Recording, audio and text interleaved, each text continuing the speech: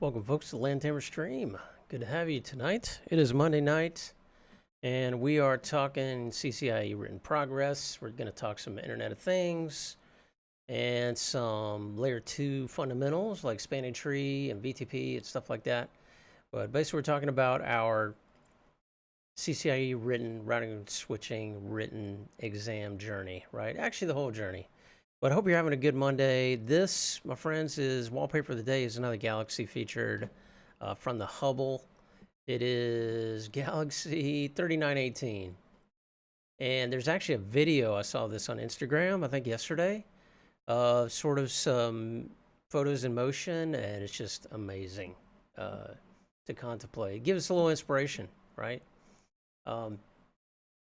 So yeah, where I'm at these days is I'm working on a couple of things, a couple of different sort of paths, just in review, anyone new to this channel. So again, my name is Quentin. I'm trying to get the CCIE routing and switching certification.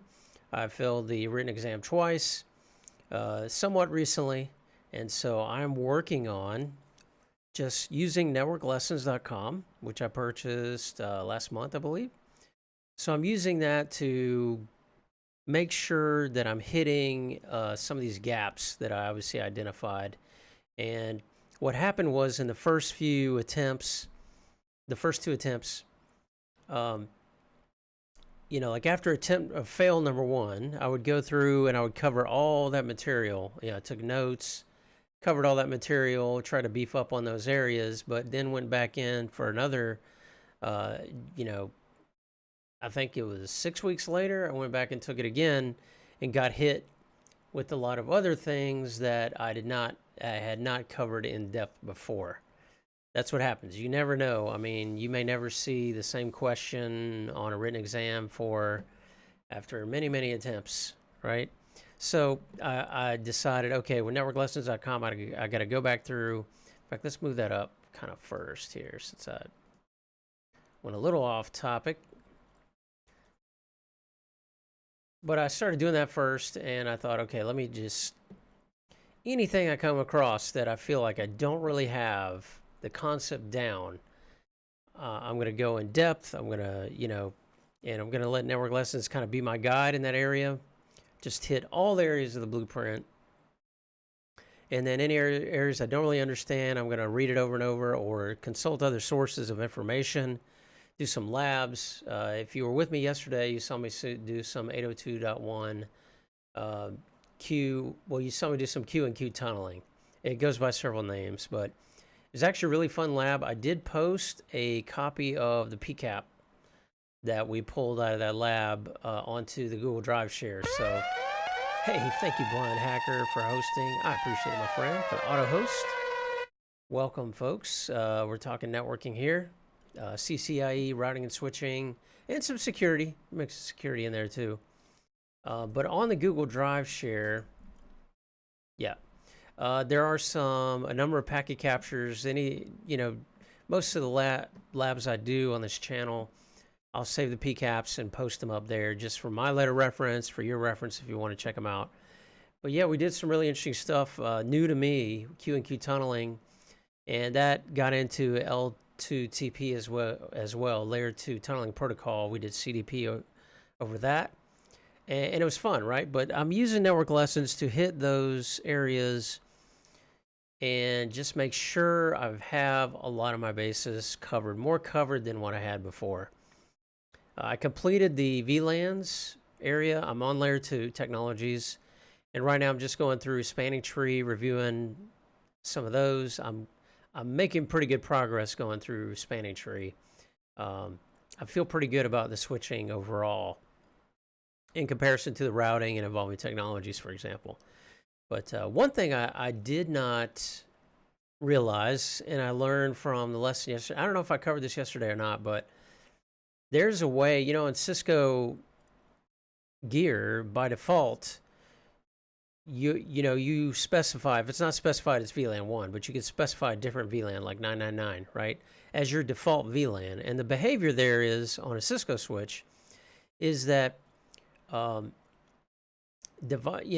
frames that come into a port that do not have a VLAN tag, the Cisco switch will assume that the native VLAN is what that frame belongs to. And in many cases, will tag that frame with the native VLAN. Will not tag the frame with the native VLAN.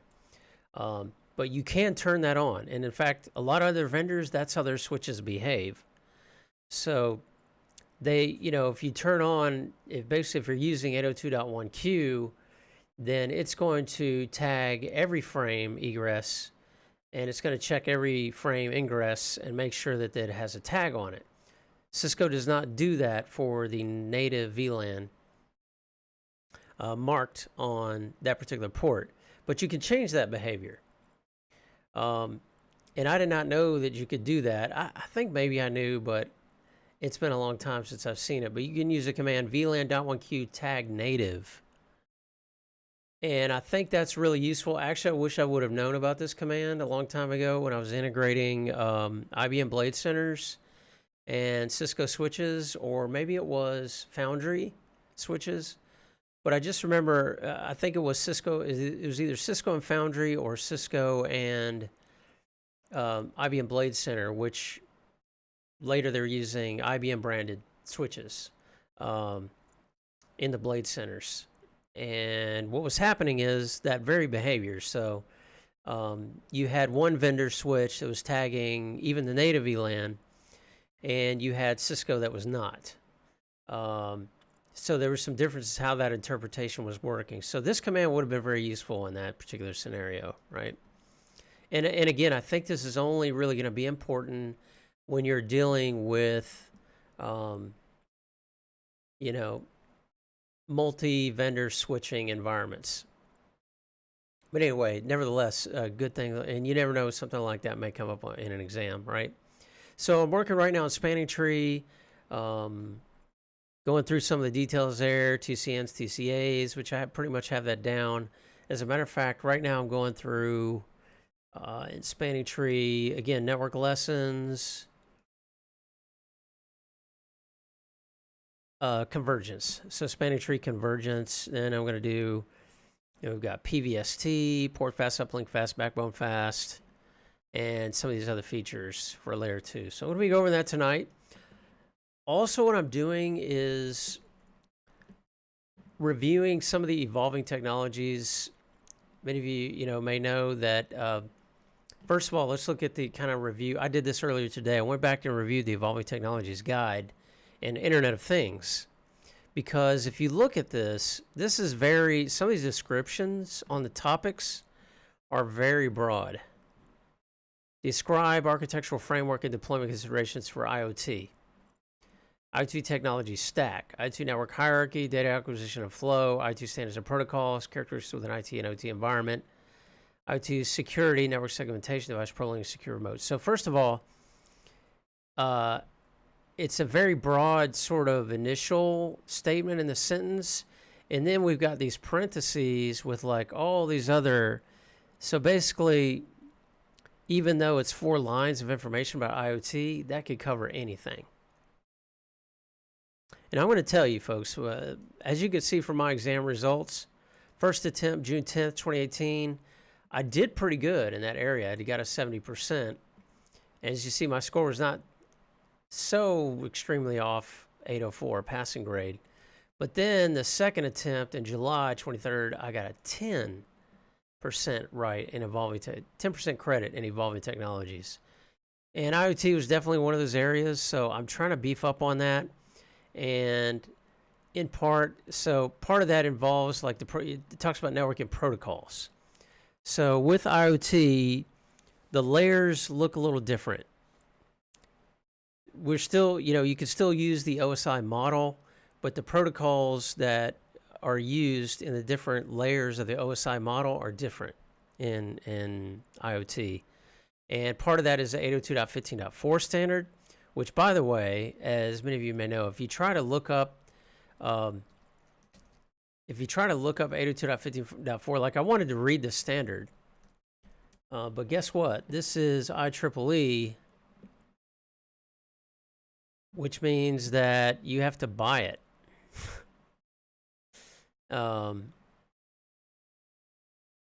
know, versus RFCs with IEEE, their stuff is not free. Which, anyway. So I looked around, like, okay, how can I get more familiarity with this, with 802.54 standard and the protocols? How does this map to, you know, how do the networking protocols work in IoT? And I look at the Evolving Technologies guide. So this guide is a guide that Nick Russo authored, and of course he has updated this. I have a copy on my local hard drive. He has updated this for Evolving Technologies latest revision, which is 1.1. And I have a copy here. That's a blueprint. Don't do that, Mac. So this is Nick Russo's guide, which is great. And I will say, like, for the first attempt, I actually read the entire 1.0 guide. Let me go up to the top because I want to check something here. CCIE and CCD written exam Evolving Technologies version 1.1 study guide. Nick Russo. Great guide, excellent guide. I actually, you know, made a donation for this work that he did. It's awesome, and I relied heavily on this for my written exam. Hey, Bashy Mashy, good to see you tonight. Hope you're having a good Monday night, getting your week started off right. But yeah, I relied on this heavily for going into the written exam and feeling pretty confident that I had Evolving Technologies pretty well covered. And it really did help me, I think. And it's very well written and it's very informative, and you can learn a lot, right, from this guide. And I did pretty well, you know, in the first attempt. Second attempt, not so well. I got hit with a barrage of different things that, you know, some things I had never heard of. And I even came back in here and looked and did not find information on these things in the guides. Now, I'm not saying that, of course, and I'm sure Nick says here in the introduction, of course, this material is not sponsored or endorsed by Cisco Systems. You know, this is his own personal project. It is as is. And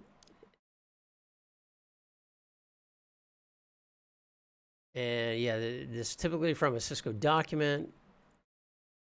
Book is not official publication, does not have an ISBN, it is not protected by any coverage, is not for sale, it's intended for free. Anyway, yeah, he has a donation link here, which I like, and it's well worth it. I mean, Nick puts out so much at his own personal cost.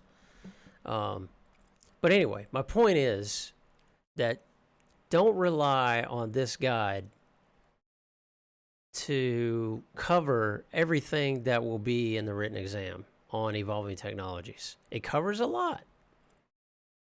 But don't think that just because you have read this all the way through, which I did, that you are now fully set to answer every question that might come up on the written exam, okay?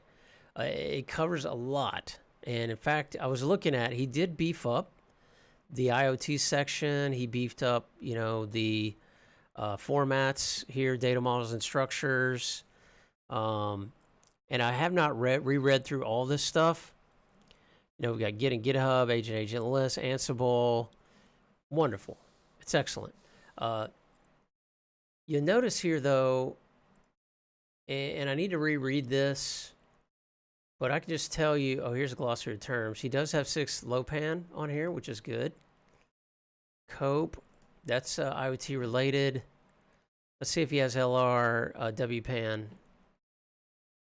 Okay, LR-WPAN is not here. So all I'm saying is MQTT is here. Interesting. This is related to IoT as well. So yeah, it's awesome. Like, definitely, I would encourage you to read. This is going to give you a good start in getting and covering a lot of the Evolving Technologies. Oh, cool. Yeah, waterfall, iterative, agile. Love this. This is all about my new responsibilities and my job. Anyway, you still need to, basically, as always, as anyone will tell you, and any material will tell you, is you need to ensure that you are going by the blueprint and use whatever source you need to become confident that you have covered what is mentioned here in the blueprint. Yes, that is a lot of the Evolving Technologies Guide by Nick Russo. Networklessons.com covers some of the Evolving Technologies Guide. It does not cover much of it, including the 1.1 revisions. So there's not much cloud in Evolving Technologies Guide. So whatever you need to do to understand, that's what you have to do. So in this case, what I did is I started out going back and reviewing some IoT by trying to find the standard, which is not free, so I don't have access to it. Rule of thumb is really to never use just one resource for a subject. So true, Bashy Mashy. Whatever it takes for you to feel confident on that area of the blueprint, on what it's asking for, whether that be one source or that be 10 sources, whatever it takes is all I can tell you. So yeah, we went over the blueprint review. So as I started to approach this, Evolving Technologies, LR-WPANs, which is low power, let me see if I remember. Now I'm forgetting what the R is. LR-WPAN is low power something, wireless personal area network. Basically, you have the concept, you know, we know about LAN, the LAN tamers, we know about WAN, we know about MAN. We also have PANs, and PANs is defined as a personal area network. Low range, thank you, R. Rittenhouse. That's it. As soon as you said it, I was like, ding, that's it. Yes, low range wireless personal area network. So personal area networks, it was described sort of in a video I watched today, and I'll get to some good sources here in a minute. Because like I said, the Nick's guide covers a lot, but to get a little more in depth, I'm about to tell you a good place to go. But for LR-WPANs and for 6LoWPAN, I think 6LoWPAN is IPv6 low range wireless personal area networks, right? So the idea with the personal area network, we all know that, you know, we're moving into the areas of, I don't know if any of you have heard about this in the news, but a lot of the big research, technology research companies like Google, like Apple, are working on devices like these that can, you know, we love that our satellites networks that we have now can get pretty close. I've heard that, you know, some of the older generations of satellite networks that the military used to use and that Google still uses, I think, go down to like 3 meters in some cases, potentially. But they're not always completely accurate, right? Sometimes you get in your car and you're using GPS and it's telling you when you first crank up the car and you're pulling out of a parking lot, like it doesn't necessarily know where you are in the parking lot. It doesn't know where to tell you which direction to go yet. It may even say, sometimes it'll get confused and it'll say recalculating, right? A PAN is a personal area network. So the idea is that it's anywhere that you could like extend your arm to and touch. Up to about like 10 meters is from what I understand. So in some applications. But a lot of these companies like Apple and Google and Amazon with Alexa, they're trying to enable you to know where you are in the house, like, and what you're doing. And there might be applications for that, right? I know that's kind of spooky, but you know, you say that now, but when they come out with a killer app, you're going to want to use it, right? And I don't know all the use cases, but I've heard for security systems to protect you, know where family members are, things like that. I've heard that for lighting, you know, it'll detect, and there's other technologies that do that, RFID and things like that. But this is even more at a micro level, So that requires a whole new set of standards, and that's the idea behind 802.15.4. I think it goes back to 2011. Okay, Bluetooth. So that's a good question, and I have a slide here. Yeah, Rittenhouse. I can see how employers will try to use this to make sure people working at home are actually working. Haha. You know, that's a funny story you mentioned, our Rittenhouse, but I remember when, what's her name, Myers started working at Yahoo. This is like secondhand, so this is not authoritative by any means. But I heard that they went and looked at a lot of remote employees, and they looked at the VPN logs to see how many people were actually logging in, and they ended up shocked by the results. So they started requiring more people to come into the office. But yeah, I get where you're going on that.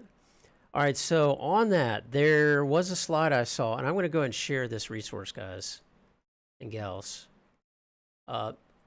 In Safari Books Online, so, you know, I looked at multiple places. I actually did a search on Cisco.com for 802.15.4, didn't really find much at all, which is kind of shocking, right? Because that's where everything is based on in the blueprint, or should theoretically be. Somewhere Cisco should have it documented or covered. They didn't. But I found this book. Actually, take that back. So it's not online, but this is a Cisco publication. And this is called Internet of Things Fundamentals.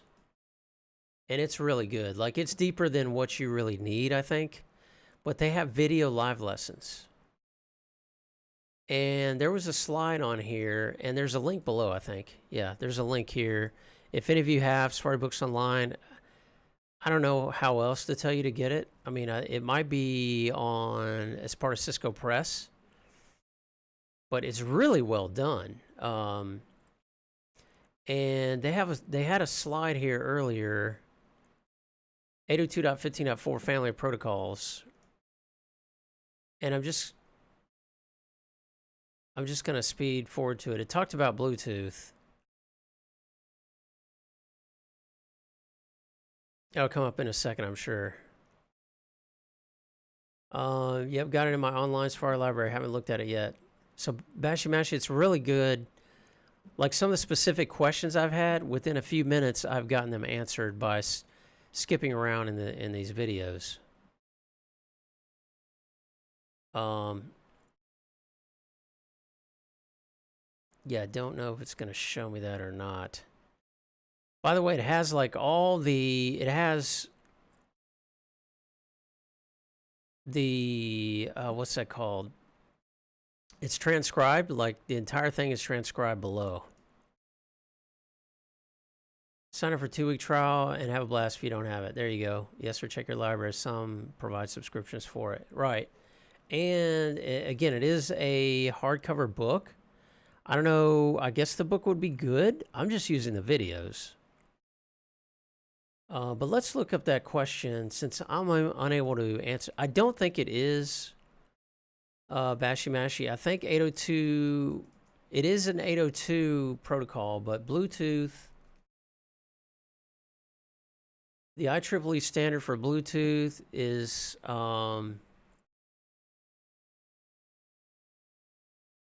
yeah, it depends on the project, right? So 802.15.4 is low rate WPAN. 802.15.1 is WPAN and Bluetooth. Task Group 1, 802.15.1 is based on Bluetooth. It defines physical layer and MAC application for wireless connectivity with fixed portable moving devices. Yeah, but if you look at 802.15.4, 2003, sorry, I told you wrong, incorrect. That's the previous version. They did publish a new standard.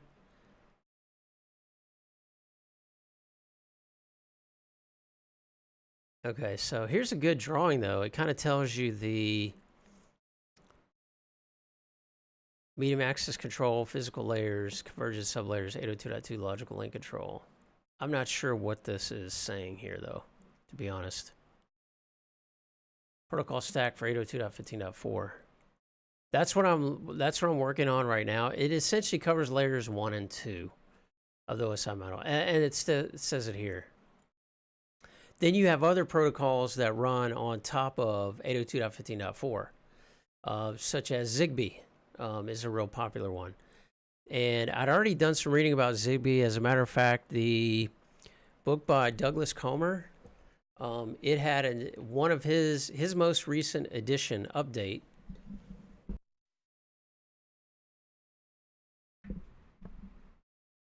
I have it right here, actually. Yeah, it has like this is the 6th edition, and it was in the 6th edition that he actually added a couple of chapters. One of them was on IoT and Zigbee.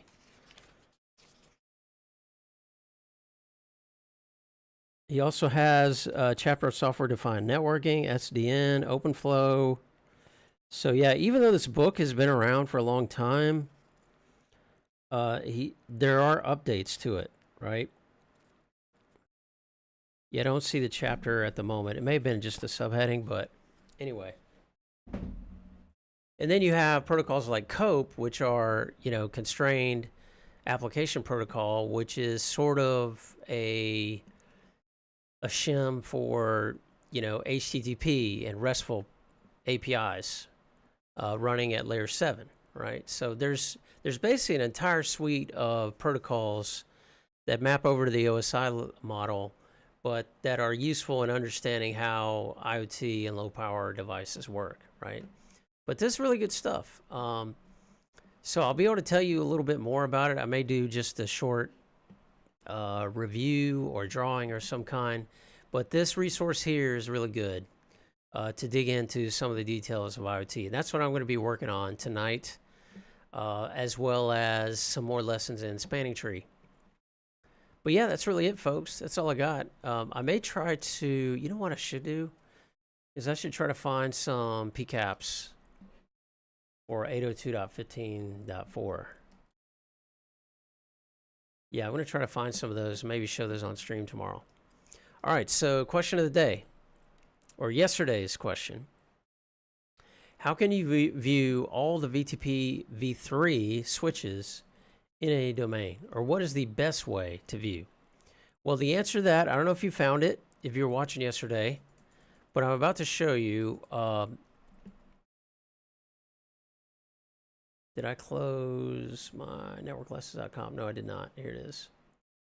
So I learned this as well yesterday. It's not like I knew this before. It's fun because I do the stream and I learn new stuff. And then I get to quiz people as if like I've known this stuff for a long time and I'm this very knowledgeable person. No, this is just new stuff that I think might be, it's new to me, so it might be interesting to you as well. And that's why I'm throwing it out here. But this is a command, right? And this is from networklessons.com. This is cool. Show VTP devices. So you get this prompt, you retrieve information, and it walks the VTP domain. And then it shows you VTP feature, because this could be VLAN, it could be MSTP, or it could be unknown, which is feature, right? Those are the 3 feature sets that you can manage with VTP v3. Configuration revision number 6. There's a primary server, should be listed as the same. If it's not, you got problems. And then the device ID, MAC address, of course, and device description. That's pretty cool, right? I mean, there are other ways to get that information. Do show CDP status or other commands that you can run to inventory that information. But boom, you can run that. And I think, yeah, you can run that command on any of your VTP v3 switches. It doesn't have to be just the master server or the primary server. Tomorrow's question. Speaking of spanning tree, what are the 4 criteria for a switch running spanning tree to select the root port? And you need to name them in order. Like, what is first priority, what is second priority, third priority, fourth priority, in selecting the root port. All right, hopefully you can think of that in your head. If you can't, don't worry, tomorrow we'll cover it, or you can look it up, go to the drill sheet that I use for study, and it's right there. Just a couple of meat chunks. One I already mentioned. This is these IoT videos, which are awesome. And then I watched these today, or I watched video part 1. I'm working on part 2. But, everybody's heard of, by now, Docker, Kubernetes. This is a really great explanation, I thought, from Hank Preston on what Kubernetes is, how it works. This, of course, on David Bomble's channel. And he came out with part 2, I think, yesterday. But I've always liked, Hank Preston has really good material. He has, a lot of free Python lessons, network programmability lessons on DevNet. So I definitely recommend this. I'm working with groups that are, involved with Kubernetes already. In my job, you may already be working with it at your job. If not, you probably will be at some point in the not too distant future. So it's going to be good to know the components are, how they work. And this has got a little bit of a Cisco sales pitch, but it is interesting to see how ACI fits into this and how it can be a part of helping to work with, the ever-changing landscape of networking in microservices architecture, right? So it's really good, and I highly recommend it. So anyway, that's all I got, folks. Thanks for hanging out with me for briefly tonight. Like I mentioned earlier on Twitter, I hope that, we got a new start to the week. We got a 3-day weekend coming up for some of us here in the U.S. So take advantage of it. Hopefully you've got your week lined up, what you want to accomplish, what labs you're going to do, what reading you're going to do, what studying you're going to do.